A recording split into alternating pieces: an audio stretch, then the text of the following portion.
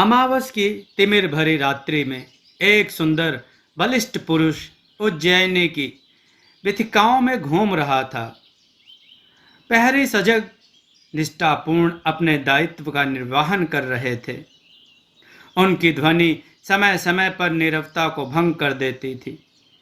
वीथिकाओं में लगातार एक ही ध्वनि गूंज रही थी। प्रजा सुख से सोए सम्राट विक्रमादित्य के पहरे जाग रहे हैं। पुरुष उज्जैनी की वीथिकाओं में घूम रहा था। सहसा उसे नगर के बाहर सीमावर्ती उद्यान में जाने की भावना जागी। वह नगर के प्रवेश द्वार पर पहुंचा। उसे प्रहरी का गंभीर स्वर सुनाई दिया। कौन है? मध्य रात्रि में निरुद्देश्य क्यों घूम रहा है? युवक बोला, मैं नगर के बाहर जाना चाहता हूं। प्रहरी ने कहा, क्या परदेसी है? क्या तुझे ज्ञात नहीं कि उज्जैनी नगरी का प्रवेश द्वार सूर्योदय के पूर्व नहीं खुलता? पुरुष ने बिना कुछ बोले ही अपना दायां हाथ आगे कर दिया। उसकी उंगली में पड़ी राज मुद्रिका देखकर प्रहरी कांप उठा। उसने फिर कहा, सम्राट विक्रमादित्य की जय। स्वामी, मैं आपको पहचान नहीं पाया, मेरा अपराध क्षमा करें। सम्राट ने कहा, प्रहरी, राज के नियम सबके लिए समान होते हैं, भयभीत होने की आवश्यकता नहीं। द्वारपाल ने द्वार खोल दिया। प्रहरी ने अपने आप से कहा, सम्राट विक्रमादित्य महान है। जब प्रजा सुख की नींद सोती है तब सम्राट जागते हैं। प्रजा का दुख दर्द, उसकी समस्या जानने के लिए भेष बदलकर नगर की गलियों में घूमते हैं और दुखी और अभावग्रस्त लोगों के घर में स्वयं जाते हैं और उनके अभावों को दूर करते हैं। गुप्तचर विभाग की एक शाखा यही कार्य करती है और जनता के कष्टों को सम्राट तक पहुंचाती है। सम्राट महान है, ऐसे स्वामी का सेवक होना भी गौरव की बात है। सम्राट विक्रमादित्य बगीचे में घूमते रहे। घूमते घूमते एक विशाल आम्र वृक्ष के नीचे आकर रुके। आम्र वृक्ष पर तोता मैना बातें कर रहे थे। सम्राट अचानक चकित रह गए। पंछी भी मनुष्य की भाषा में बातचीत कर रहे हैं। तोते ने कहा, मध्य रात्रि बीत चुकी है, तुम घोंसले के द्वार से दूर हटो जिससे कि मैं घोंसले में विश्राम कर सकूं। मैना ने कहा, विश्राम करना है तो कोई अन्य स्थान खोज लो। यदि यहाँ रहना है तो बच्चों की सुरक्षा और देखभाल करनी पड़ेगी।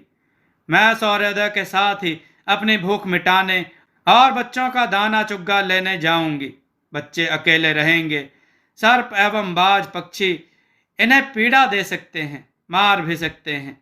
यदि बच्चों की देखभाल की हाँ भरो तो मैं नीड़ का द्वार छोड़कर तुम्हें प्रवेश की अनुमति दे सकती हूँ। तोते ने कहा, हमारी संस्कृति पुरुष प्रधान संस्कृति है। नारी छल का दूसरा नाम है। नारी नर की समानता नहीं कर सकती। बच्चों को पालना नारी का काम है, नर का नहीं।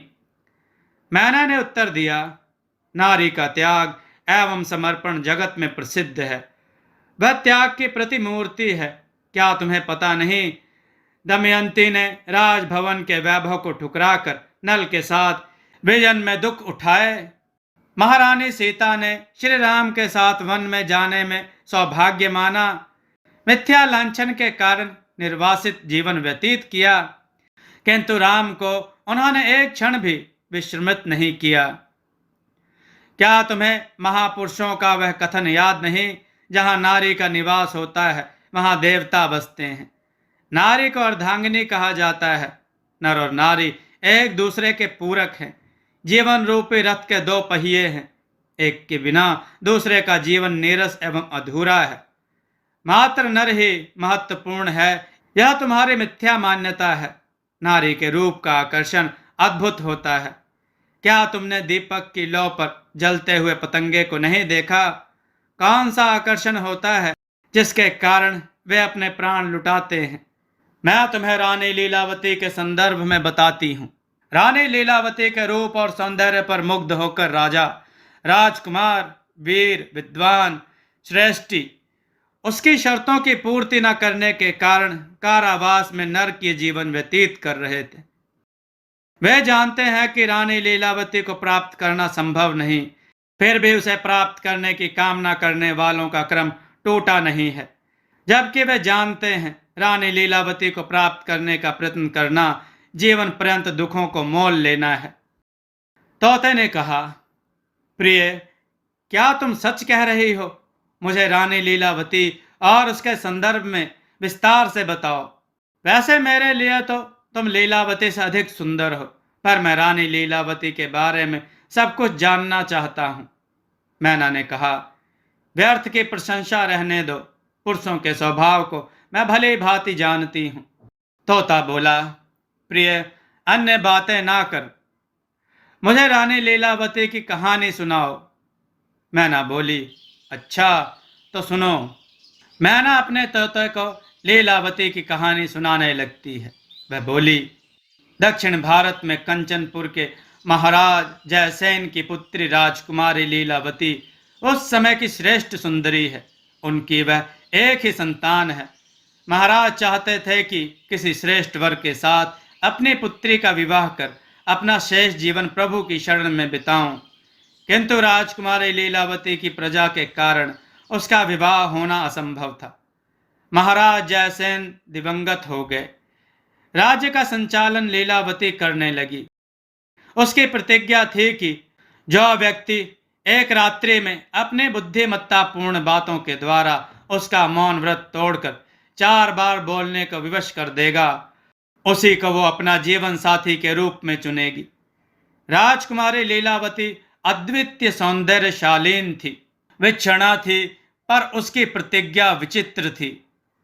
कोई बोलना ना चाहे तो उसे बोलने को कैसे बाध्य किया जा सकता है? राजा विक्रमादित्य ने तोता मैना की वार्ता सुनी। सुनकर चिंतन में डूब गए। पंछी आदमी की भाषा कैसे बोल सकते हैं? यह कोई देवी देवता होने चाहिए या फिर कोई संयोग है। मुझे उद्देश्य कर सुनाने के पीछे क्या कारण हो सकता है? सम्राट विक्रमादित्य की मन भावना राजकुमारी लीलावती का सुंदर चित्र सजाने लग गई। रूप, यौवन, चतुरता, लावण्य और पांडित्य की मूर्ति की कल्पना कर उसे पाने के लिए व्याकुल हो उठे।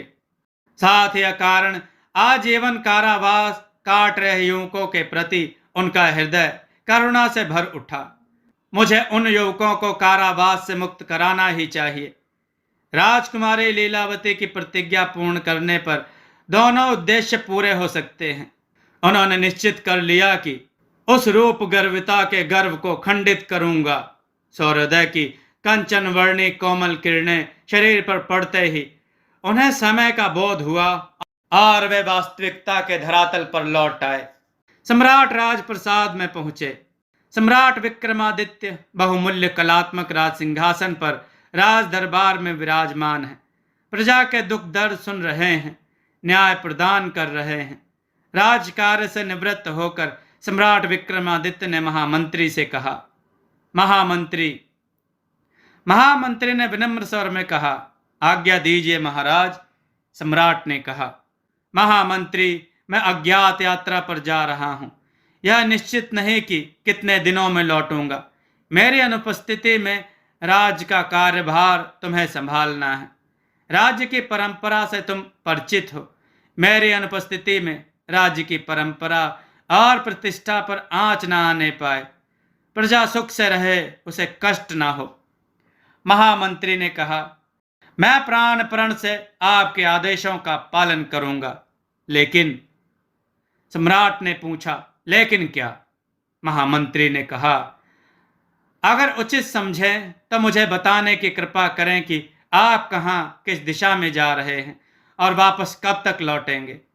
सम्राट बोले, अभी नहीं, समय आने पर सब पता चल जाएगा। सम्राट विक्रमादित्य ने एक संपन्न व्यापारी का वेश धारण किया और पैदल ही यात्रा पर चल दिए। मार्ग में प्राकृतिक सौंदर्य अद्भुत था। कलकल करती सरिताएं मधुर संगीत का सर्जन कर रही थी। सूर्योदय एवं सूर्यास्त के समय आकाश में बन बनकर मिटने वाले चित्र किसी अदृश्य चित्रकार की अनुपम कला का बोध करा रहे थे। विविध रंगों का सम्मिश्रण चित्रों में मुखर हो रहा था। उन रंगों के कलात्मक मिश्रण की कला को मनुष्य अभी तक जान नहीं पाया। प्रातः सूर्योदय के समय नीड़ों को छोड़ते और सांझ में लौटते पंछियों की चहचहाट कितनी मधुर और मादक होती है, उसे संवेदनशील व्यक्ति ही समझ सकता है। यह गीत मिलने और बिछड़ने के सुख और दुख के मधुर गीत होते हैं। उनकी अनुभूति हृदय को अभिभूत कर देती है। वास्तव में प्रकृति ही जीवनदायिनी है, किंतु प्राकृतिक सौंदर्य देखने के लिए दृष्टि चाहिए, संवेदनशील हृदय चाहिए। सम्राट विक्रमादित्य हरे भरे वनों, कल कल बहती सरिताओं, ऊंचे तिहरे पहाड़ों आदि का मन भावन सौंदर्य देखते हुए यात्रा कर रहे थे। विंध्याचल सतपुड़ा की पर्वत श्रृंखलाओं को पार कर दक्षिण भारत के प्रवेश द्वार के एक सुंदर नगर के निकट पहुंचे। नगर के प्रवेश द्वार के बाहर एक उद्यान में कुछ समय के लिए रुके। तालाब के शीतल जल में स्नान कर वस्त्र परिवर्तन किए और नगर में प्रवेश किया। नगर में प्रवेश करने पर राजा विक्रमादित्य ने एक सुंदर भवन देखा। भवन के बाहर सुंदर प्रांगण था। इसी आंगन में लगे एक आम्र वृक्ष के नीचे एक तेजस्वी पुरुष को देखा तो वह अपना कौतूहल नहीं रोक सका। सम्राट विक्रमादित्य के पास आया और बोला, परदेशी प्रतीत होते हो, कहाँ से आए हो भाई? सम्राट विक्रमादित्य ने उत्तर दिया, मैं उज्जैनी से आया हूँ। आनंद को यह जानकर प्रसन्नता हुई और वह सहज भाव से बोला, क्या उसी उज्जैनी से आए हो जहाँ सम्राट विक्रमादित्य का शासन है?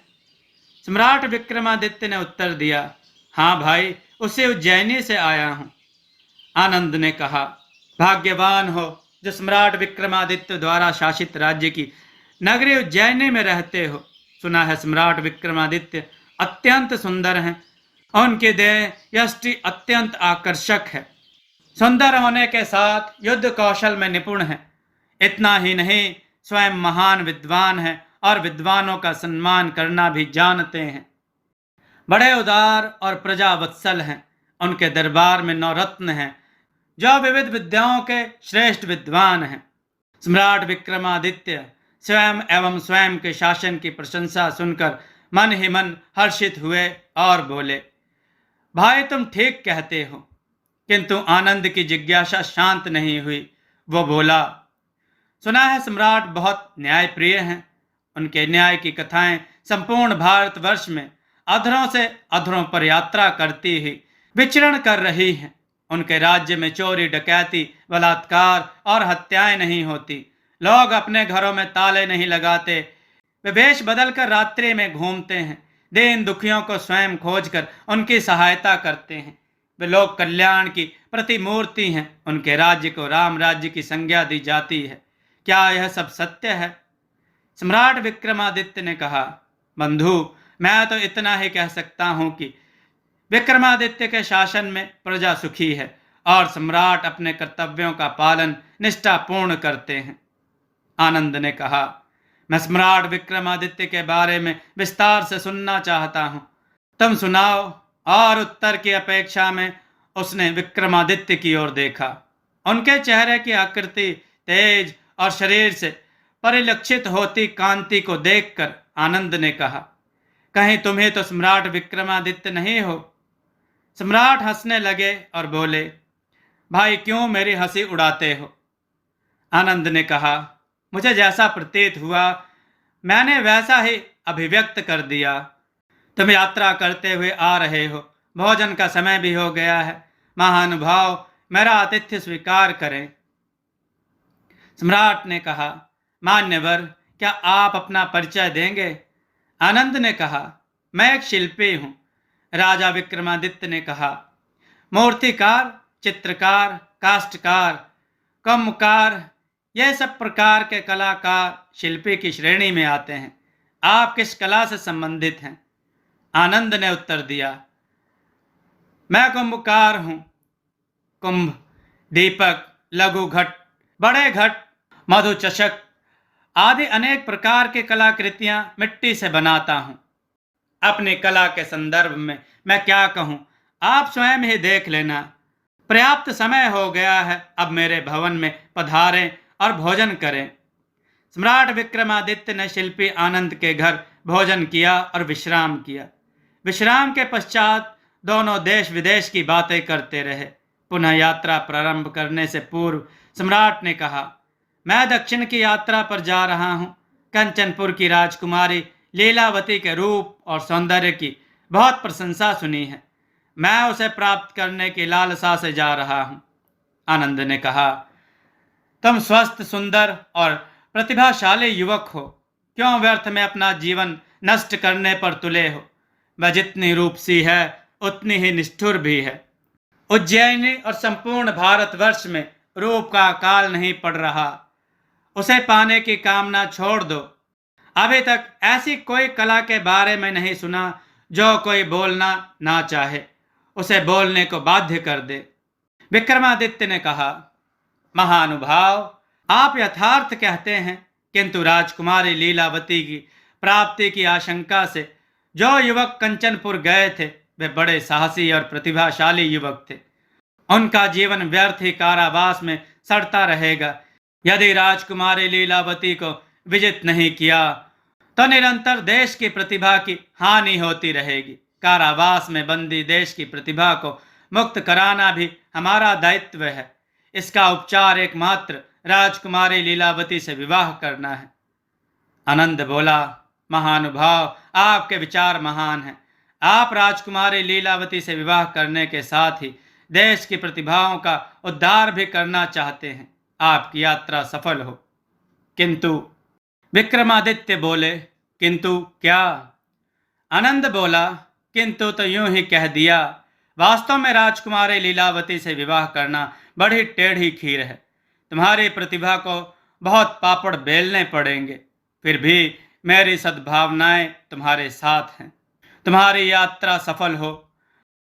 विक्रमादित्य बोले, बंधु, मात्र मेरी सफलता की कामना से ही सिद्धि प्राप्त होने वाली नहीं है। मुझे कंचनपुर की राजकुमारी लीलावती के विषय में आवश्यक जानकारी कराने में कुछ सहायता कीजिए। आनंद बोला, अवश्य अतिथि, मुझे जितना ज्ञात है उतना बताने में मैं प्रसन्नता का अनुभव करूंगा। सुनो, तुम दक्षिण दिशा में बढ़ते चले जाओ और जब सुंदरवन नाम का वन आ जाए तो वहां रुक जाना। सुंदरवन दक्षिण भारत का प्रसिद्ध वन है। वह एक बहुत सुंदर उद्यान है। प्रत्येक महीने की कृष्ण पक्ष की चतुर्दशी को वहां एक दिवसीय मेले का आयोजन किया जाता है। उद्यान के मध्य में चामुंडी देवी का भव्य एवं दिव्य देवालय है। वही यात्रियों की श्रद्धा और आकर्षण का केंद्र है।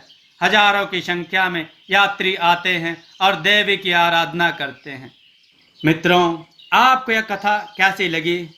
इस कथा का ये भाग आपको कैसा लगा कमेंट में बताइएगा। आगे की कथा सुनना चाहते हैं कमेंट में अवश्य लिखिएगा। दोस्तों, आपको यह कथा कैसी लगी अपने विचार और सुझाव कमेंट में जरूर दें। हमारी कथाओं को लाइक करें, हमारे चैनल को सब्सक्राइब करना न भूलें। हमारी कथाओं को शेयर जरूर करें जिससे लोगों को अच्छा ज्ञान प्राप्त हो। जय श्री राम भक्तों।